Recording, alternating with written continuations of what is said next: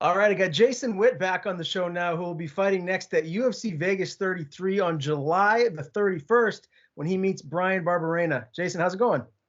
Oh, it's going really well, man. How you doing? I'm good, and I know it seems like each day and each month just moves faster than the last one. So the fight will be here right before you know it. How has this camp been thus far? How are you feeling? Yeah, man, I feel fantastic, and I know that's cliche. Everybody says the same freaking thing every single time you ask that question. But no, man, I feel great. Coming out of the last fight, I made a lot of changes, and I don't mean like changes to like my routine or who I was training with or any of that stuff. I made a lot of changes to my outside life. I used to wake up a lot like 4 o'clock in the morning, and I was just running myself dry, and I would work all day, train all day, and so I've changed my sleep schedule, so I'm getting more sleep. So honestly, I feel like 10 times better just getting more sleep throughout the day. So the camps definitely progressed a lot more because I'm getting better sleep. My dad always used to tell me that sleep is the most important thing. It just helps in every aspect of your life. What's your new routine? Like, when do you wake up? When do you go to bed? Yeah, so my sleep schedule used to be 4 a.m. till 9 o'clock, 10 o'clock at night, and it wasn't enough. I was running downhill every single day. So now I'm going to bed about 9:30, 9 o'clock, 10 o'clock, and I wake up at 6 every single day. So that's definitely added 2 hours, 2.5 hours, 3 hours to my sleep schedule every single day. So I mean, you're adding in 21 hours of sleep a week, 14 to 21 hours of sleep a week. So pretty much 2 extra days of sleep in there is definitely paid dividends throughout just my entire life, not just fighting, but not pissing off my wife and enjoying life a little more. Fair enough. As far as how fresh you feel with that extra sleep during training camp, are you noticing a big difference? Yeah, huge difference.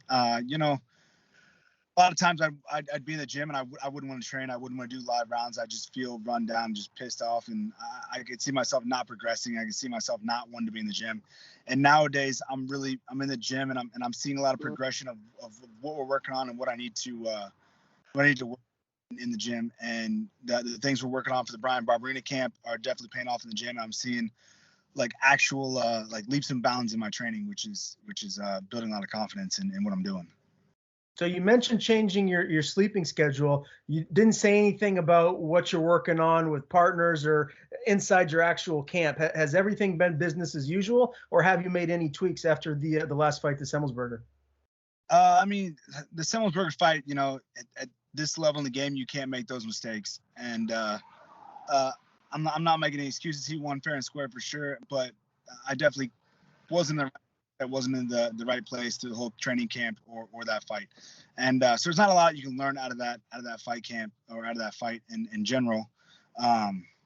But Bryan Barberena, he's a vet, but there's not a lot of tweaks. There's just a couple of things that I'm just working on that we see in his game that work really well for me.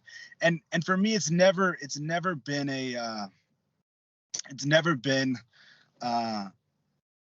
like somebody beat me because they're better than me. I don't believe Semmelsberger is better than me by any means necessary. I think 9 times out of 10 I win that fight, and I honestly believe that.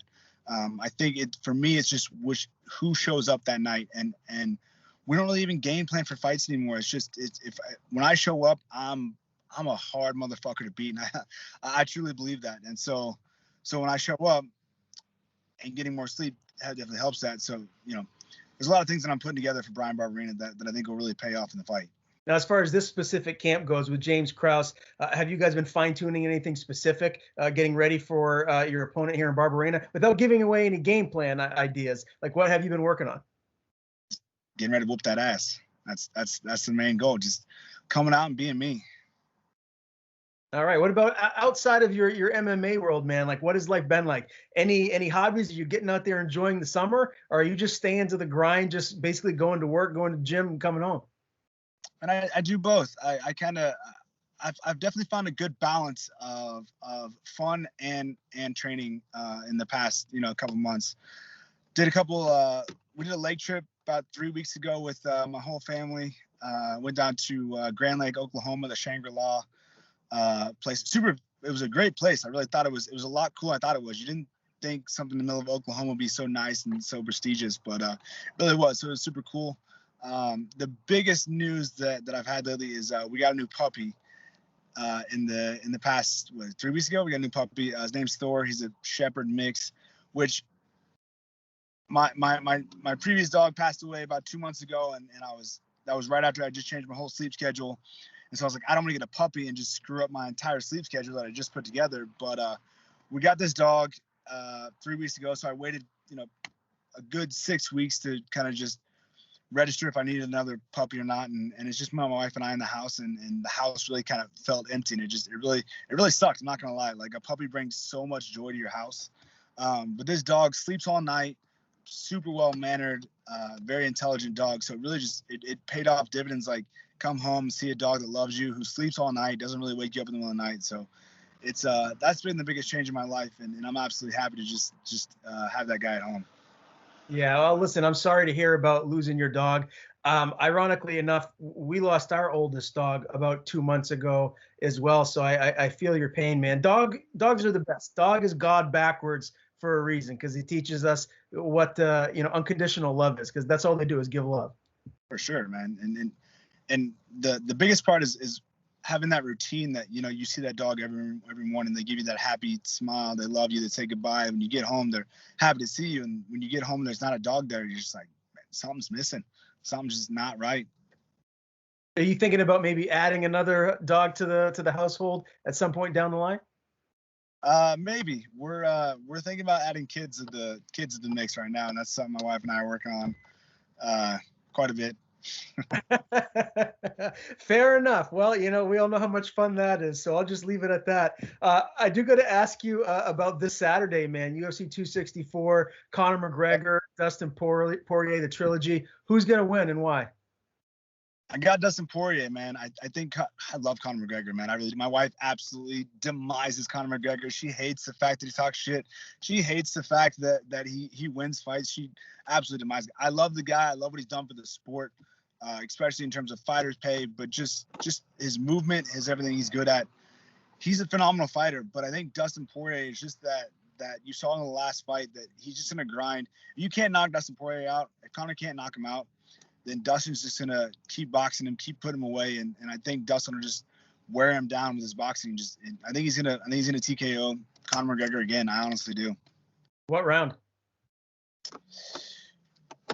I'll go round 3 this time. I think McGregor's going to come out hot, and I think Dustin's going to have a rough first round, kind of like he did last time. And then round 2, I think it'll be a little more even. I don't think Conor a gas, but I think round 3, Dustin will just kind of find his range and just start putting pieces together.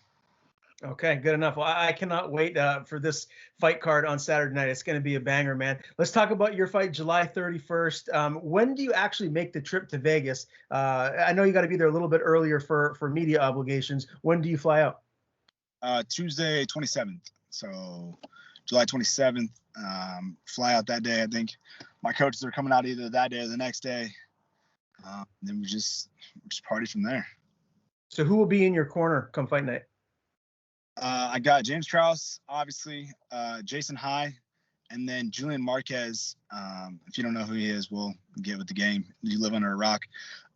Him and I have been putting a lot of work in this camp. He's definitely stepped up. So is Jason High. We've all put a lot of work into both. Julian's not a southpaw, but he's adapting to southpaw really well. Jason High is a great southpaw. So I work with Julian on a daily basis. He's obviously a lot bigger than me. I think he's 220 right now. Don't tell anybody that, but he's a big dude, but very similar to Barberena's style in terms of boxing, stuff like that. So I put in a lot of work with him and just put in the grind every single day. Has Julian given you any post-fight victory advice for what you can say on the mic? No, but I should talk to him. He's phenomenal at marketing himself. That dude's a freaking genius. We had a couple conversations about it, but other than that, no. All right. Well, maybe you should get on that. He might be able to give you some pointers, and who knows what the future holds, because it's looking pretty bright for him. Maybe he can write me some note cards I can just read off real quick. Fair enough. Let's talk about Bryan Barberena, man. He's a veteran. He's been around for a while. He's 15-7. He's coming off a UD win over Anthony Ivy. Prior to that, 2 round 3 losses to Randy Brown and Vicente Luque. How do you like this matchup for yourself? I think it's a good matchup. You know what? It's going to be a tough fight. He's durable. He could take a punch, but when it comes down to it, I'm going to fuck him up. I'm going to put him in his cage. I'm going to grind him out. I'm going to take him down. I'm going to hit him. That's just the name of the game. And I just in my eyes, I'm gonna fuck him up. Do you believe this fight goes the distance, or do you feel like you're going to finish him here before we get to the later rounds? Really hard one to say. I think there's definitely opportunities that I can TKO him. I'll TKO him, and there's definitely I just see grinding it out 3 rounds too. I'm prepared for either one. I'm prepared for a 15-minute just fucking fight of the night performance, or just a grinding I TKO him wherever I want to be. Stylistically, do you feel like you see a hole in his game, or at least an area where you're going to have a major advantage in this fight? I think my athleticism is definitely going to play a factor in this, and I think he's lost a step in the past couple fights. People aren't seeing what they used to see out of him, and I really think that'll play a factor in my whole game. And I think with the things I've added in, that'll definitely play an advantage in my game. All right, very good. Well, July 31st at UFC Vegas 33, Jason Witt, Bryan Barberena, get down. It's going to be an awesome fight. Always a pleasure talking to you, my man. Before I let you go, I want to give you the floor. Tell people where to follow you on social media, and if you have anybody to thank, the floor is yours. Yeah, man. Number one, I'll thank you. I enjoy talking to you, and I enjoy having conversations about fights and about just in general, wife, dog, all that stuff. Just I appreciate the conversation. You can find me on Instagram, _vanilla gorilla. That's where I'm usually at. Facebook, Jason Witt, those type things. Yeah, man. I'm excited for this fight. I really am, especially after the last one. I'm excited to put in a performance that I know I'm capable of doing.